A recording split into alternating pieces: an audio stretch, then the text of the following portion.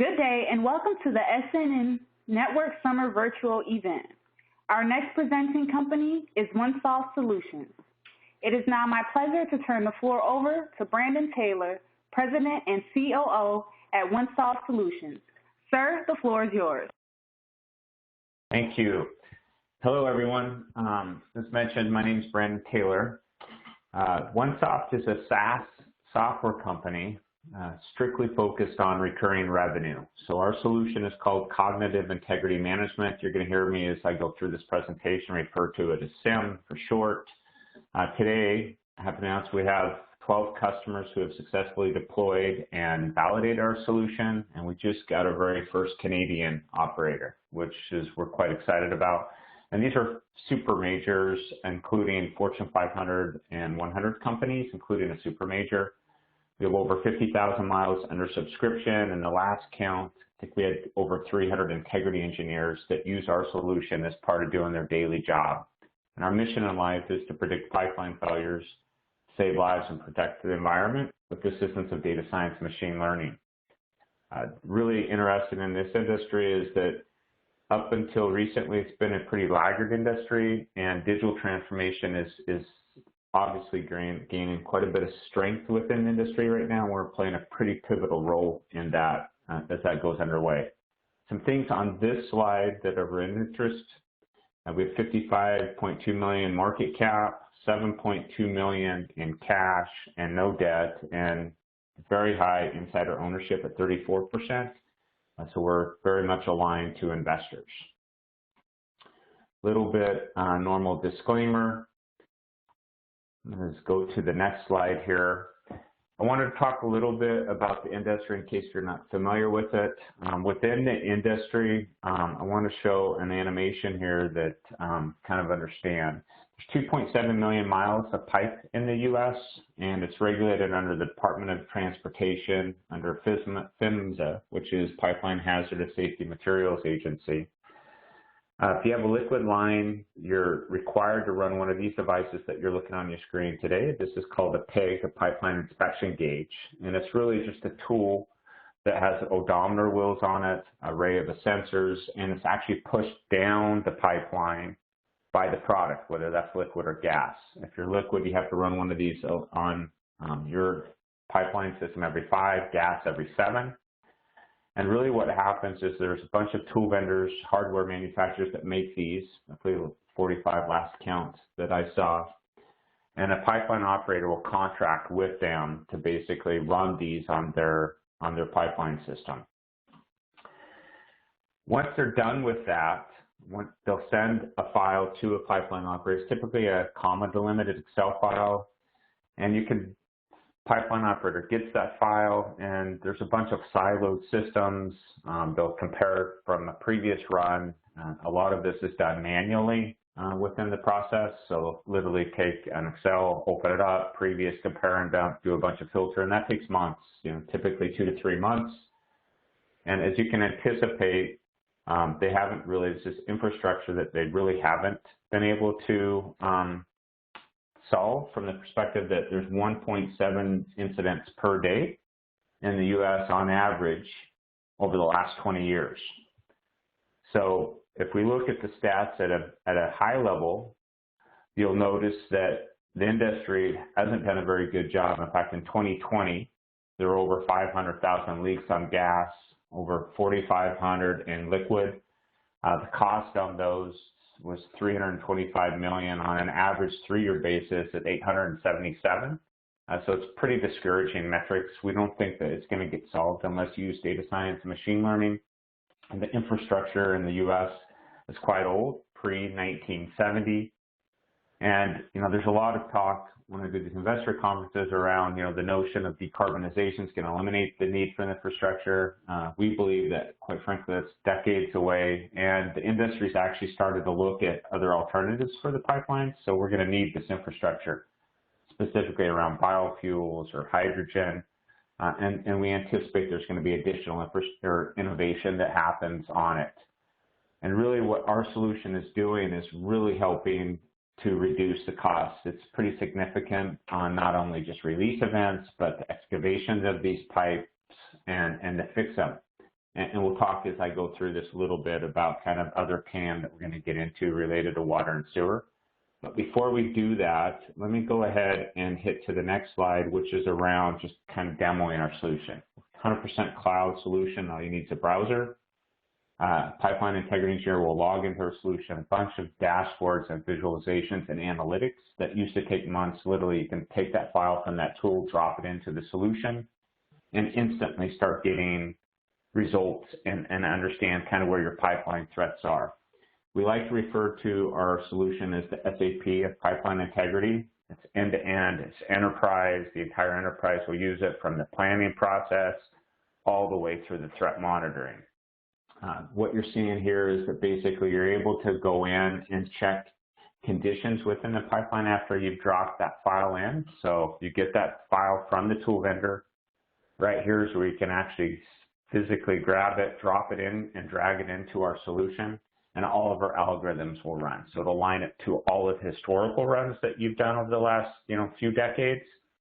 And then instantly, within a few minutes, depending on the file or size, could take an hour, you can then go run what are called PHMSA regulatory conditions. Those are like immediate digs that you have to do, 60-day, 180-day. 2 years ago, we had 95 conditions. We're up over 250. So this is where we get to share industry or operator to operator type big criteria conditions.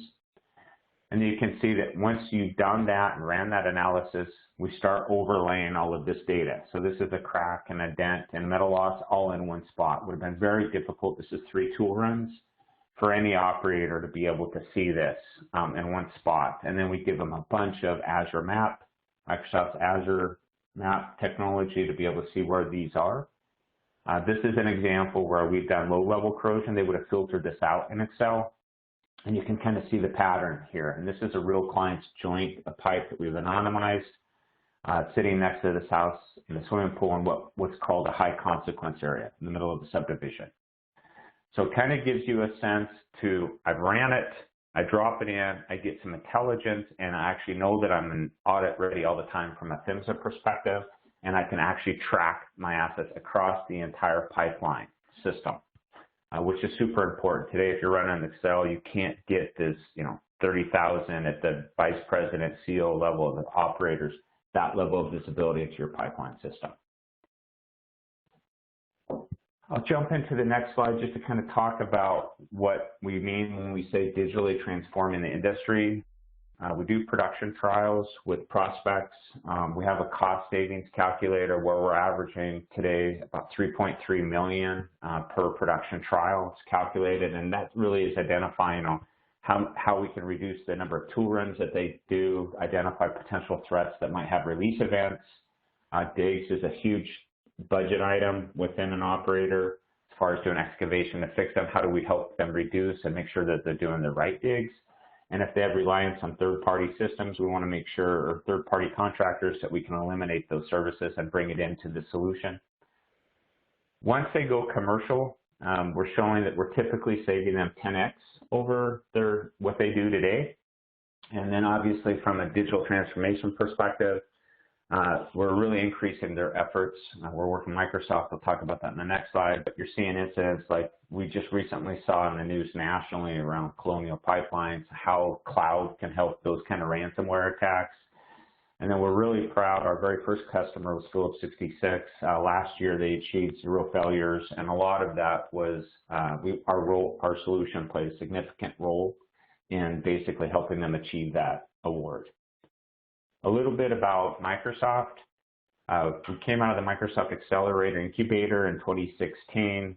We work with them. We basically leverage Microsoft as an extension of our sales force. We work with about 50 account executives globally.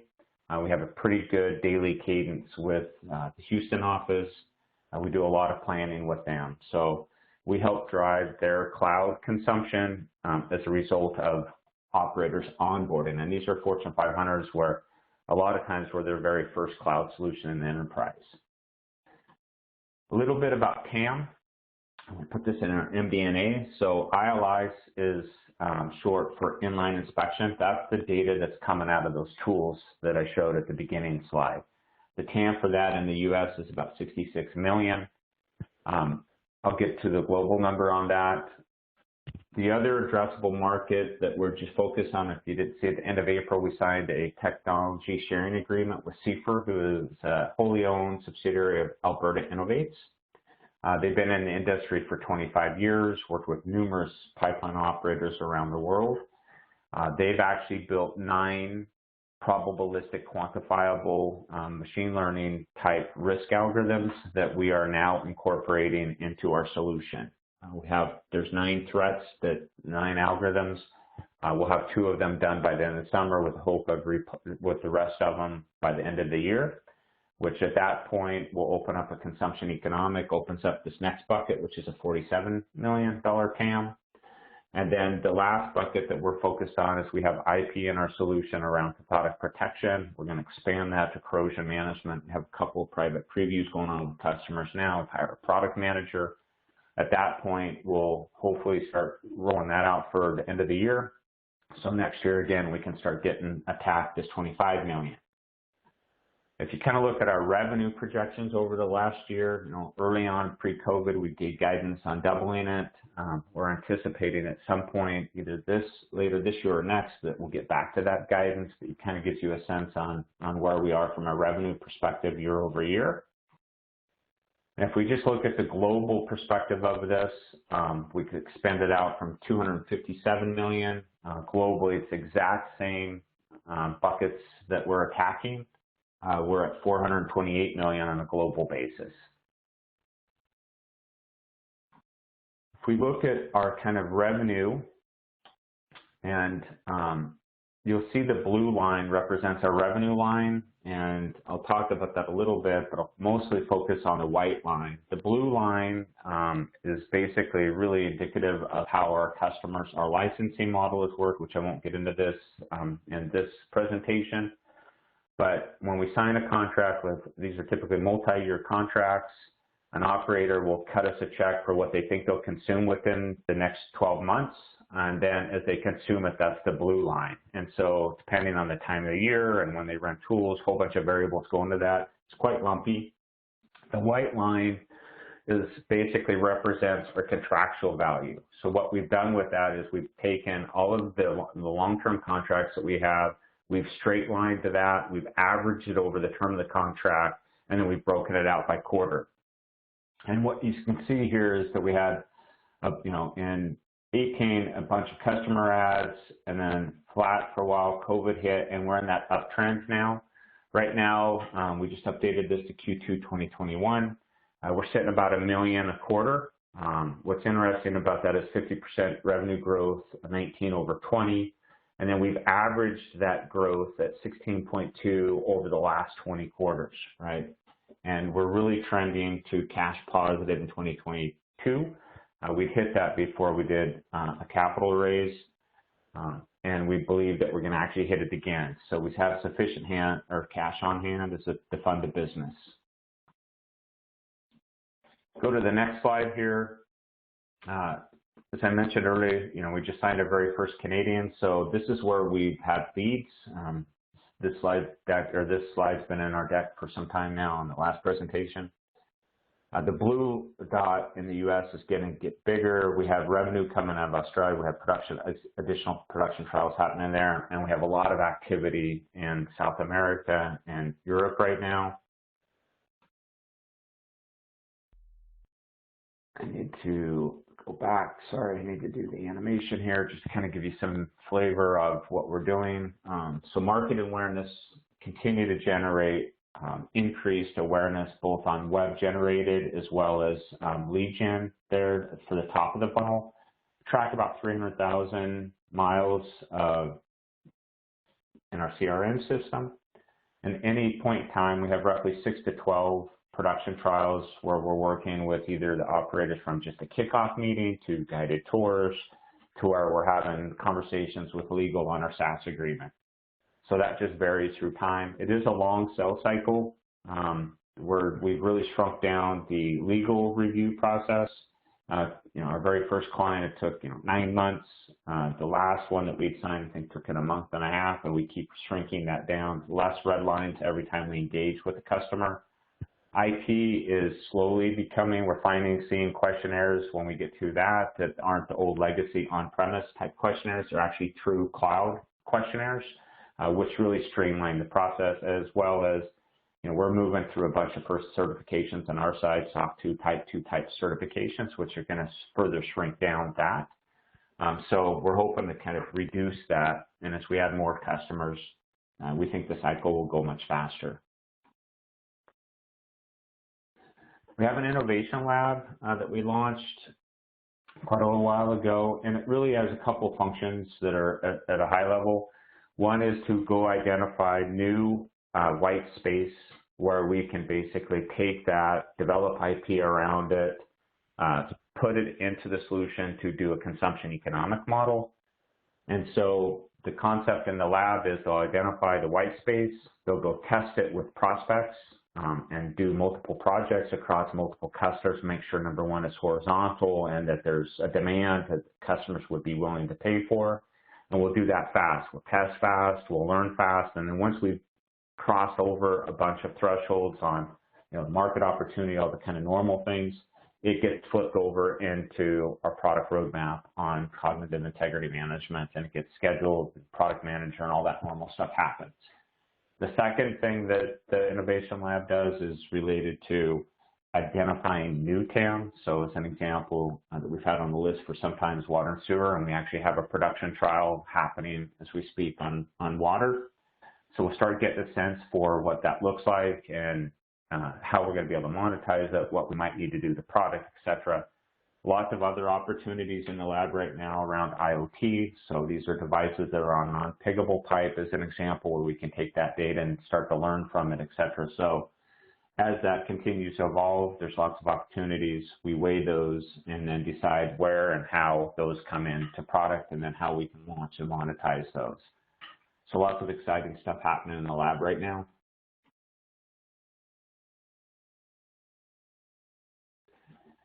Just some highlights, just kind of round it out, and then I'll leave 10 minutes for questions here. First mover advantage. When we first launched as a company, it was really foreign to us, being a software company, that when we went into deals, that there weren't other vendors where the operators were asking us, vendor A does this, vendor B, how do you do it? To date, and even recently, the deals that we're in today, we have yet to see any competitors. Our competitors typically how the internal process is done, whether that's a manual process that they've built up over time or that internal systems. So we still have a first mover advantage. Scales globally, we've shown that. The other thing that's quite exciting from us, I think I mentioned earlier, a couple of years ago we had 95 conditions. We now have over 250 conditions, and as you look at that, that's actually shared learning across operators. More importantly, as we ingest more data from more customers, we're going to be able to run those type of things and actually tie it back to what's actually happening out in the field. Meaning you run a condition, you send an excavation crew out into the field, they dig it, did they find that condition? And we'll have that at scale. And it's really the first time in the industry where operators have voluntarily given a vendor such as OneSoft their data, that we can then run all of our algorithms across multiple operators and really start learning things as we aggregate that's never been learned in the industry. It's really the first time. Our relationship with Microsoft continues to grow, and we're having conversations with Worley Parsons, signed a teaming agreement, as well as we're having multiple conversations with other partners, because we think we can scale non-organically through that perspective, is that really at scale on maybe segments of the market that we might not be focused on, we can do through partners. So we fully expect to basically ramp up our partner engagement starting this fall and into next year. And then I've already talked about the management aligned with investors. I think management, Forbes own like 23% of this, so we're very strategically aligned with investors, high margin revenue model, etc. So I think with that, I wanted to leave 10 minutes. Looks like we have exactly 10. So why don't I go ahead and take questions, and then I can jump to different slides. I'll just go to the Q&A here.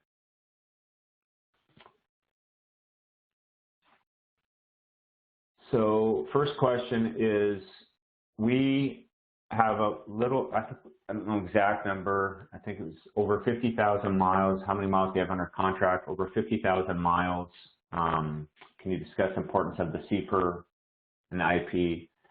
So and specifically probability of exceedance. So we did pick up some IP in April, we signed the Seeper agreement in April. And just to kind of put perspective on that, Seeper is government owned, sits under a wholly owned subsidiary under Alberta Innovates. They built a desktop legacy system under a GIP with 15 different pipeline operators where they started that to work on risk models. They're a scientific organization and all about research. What we've done is they've actually moved those models, those that have been vetted by operators, by research papers, PhD, all kinds of conferences, scientifically proven. We've taken those 9 algorithms that they've built and we're embedding them into our solution. And what that'll do is, typically in an operator, you'll have your integrity, you'll have risk, you'll have all these disparate systems. We'll have brought that whole function right within our solution. So during the normal workflow process, we have a couple operators that are working in a private preview with us on that. And what we're finding is that they're actually helping us drive that, these regulatory mandated digs are probably the least of the digs that they do. In fact, one operator, 80% of the digs comes from the risk side of the equation. So we'll be able to bring both sides and help them kind of evaluate the true threat to their pipeline system, make sure they're digging the right thing. And it'll be a consumption economic model. We expect the first couple models to be done at the end of this month. In fact, we're just rolling out in our next release. We'll have 2 of them done, and then we'll just finish out the rest 7 as we go through the year. And then we'll be able to turn on next year kind of a consumption, meaning it'll be per model. There'll be some charge per model to run. So we kind of get a sense for that. In addition to that, we picked up some IP around probability of exceedance a few months ago. I think we did that in March. We've now incorporated that in the latest release. And in fact, we just did a blog and a video about how operators can use that within SIM today. So if you hit our site, you'd be able to go watch a video on that. I think it hit 2 days ago. Do you maintain an ongoing R&D program? We do. We have, in fact, it's the bulk of our expense today. I'd have to look at what our exact head count is on development today, but and what the percentage is. In fact, I think I've been asked that, and I'll have to understand what our R&D is as a relation to that. But we have a pretty significant development team, and we believe that all the stuff that we're developing is proprietary, and it's all in-house. We do use an offshore to help do testing, but the primary bulk of our development is in-house with employees. A bit more color on the innovation lab and looking to expand sector industry is most promising. So we have multiple fronts going there. As you can anticipate, these are typically your longer running, lots of research to do on them. We've had water on it on the list for some time. We have a production trial with actual data coming into our solution. So we'll start framing that as we get the results back from that. And then we got to go do more stuff related to kind of the overall market there. Recently, we've been spending time on probes and hardware devices and bringing in point data. What they consider point data, meaning you install a probe on the pipeline at that specific, and it looks at, electricity, current, metal loss, whole bunch of different temperature, all of those types of things. So we've done some production trials with hardware vendors that produce those probes, so we can actually bring that data in and see if our data science team can learn as it relates to. And that helps us get to kind of our overall objective is not only what we consider piggable pipe, that's where we can write these devices down, but the non-piggable pipe, which is, out of the 2.7 is 2.1 million roughly of the non-piggable pipe that helps us kind of get into that market TAM space. So right now, I'd say kind of a high focus in the innovation lab, and that kind of ebbs and flows depending on where we are in getting data, talking to operators, and all of that normal stuff. But IoT, the hardware is pretty significant. We're doing a lot of stuff in relation to that around soil. So bringing in LiDAR and satellite data and trying to overlay soil corrosion related in pipe movement, that type of stuff. So I think we have 4 key projects going on in Innovation Lab right now that would potentially open up much more of the TAM. See if I can just get some more questions here. 13. There's some problems navigating this. Just give me a second if I don't get to your question. Looks like the sales process is still pretty slow. The sales process, I mean, as much as we try to influence it, and we've done that, the latest pivot is that we, after production trial, we're actually doing more guided tours, which is where we're allowing them, operators, integrity engineers within a pipeline operator and a prospect to basically do sessions where they actually drive, load their own data, and go through the process. And that seems to be working pretty well. We'll see if we incorporate more of that. Like I mentioned, we really reduced the SaaS agreement review. IT still depends on the operator, how far along they are on their digital transformation. And if they have other Microsoft Cloud applications running, it goes much faster. But yes, this industry in general just moves slow. So at some point, we hope that through enough customer becoming the default standard in the industry, that we kind of cross the threshold of how can you not be running OneSoft, and then we think it'll go much faster. And my sense that I give people on that is, we have 12 customers. Once we start approaching, and it's variable, right? It depends on what the size is and who those are and how influential they are within the industry. But once we get to that 20 customer range, we think that we'll start hitting a threshold here where it kind of breaks 3. What are the challenges of getting more sales given the 10x ROI? That's really helped tremendously. We actually have math on that now. For us, in the last couple of deals that we're working, that was a very significant. As you know, there's a lot of movement now in the industry, and cost savings and ROI, especially if they built internal systems, that's a pretty Boolean, or if they're using third party, then it becomes really easy for us. So the work and that took about a year and a half for us to do that work. It just gets better. We're actually giving operators the math because, quite frankly, it's probably the first time they've actually thought about it in terms of that, which is a little surprising. But when we show them, how many digs have you done and all of that stuff, it really helps them. So we think that the cost savings is super important as far as the things that help kind of move the needle from that perspective. Can your software predict future problems before they actually occur? That is kind of our mission statement, right? To predict pipeline failures. And so I'll give you an example. Phillips 66 and 18, they run our solution since 17. They identified 31 sites in our system that they didn't know about. So all of these sites basically said, hey, we think based on our growth that came out of our algorithms, they went and actually excavated them. And in every case, they found 80% wall loss. That means that only 20% of the wall was left of the pipe. And in PHMSA's regulations, that would be an immediate dig. So they basically look at that. The borne cost for them as their cost to have had a release event would have been $800,000. In PHMSA, it's 1.4. So if you look at that operator, in that year, we saved them 25 to 50 million.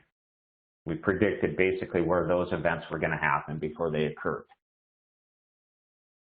The mega rule come into effect, and so PHMSA actually delayed that. It's supposed to go in last July. We've heard that December's when it's coming in, even though operators, we have blogs about it. We believe it's actually driving, motivating. In fact, one of our clients we signed earlier this year, that was the motivating factors to get ready for the mega rule. So there's no doubt that it's going to have more of an influence, and it's going to become more of the default standard. And by the way, every time we onboard a customer, they know, PHMSA knows, because they're doing audits in there, that they're running our solution, which basically spreads the word a little more. And I think we've hit the top of the hour. So apologize if I didn't get to your question. And if I didn't, feel free to reach out and we'll see if we can get a response to you. Thank everybody for coming. Appreciate your attendance at the presentation.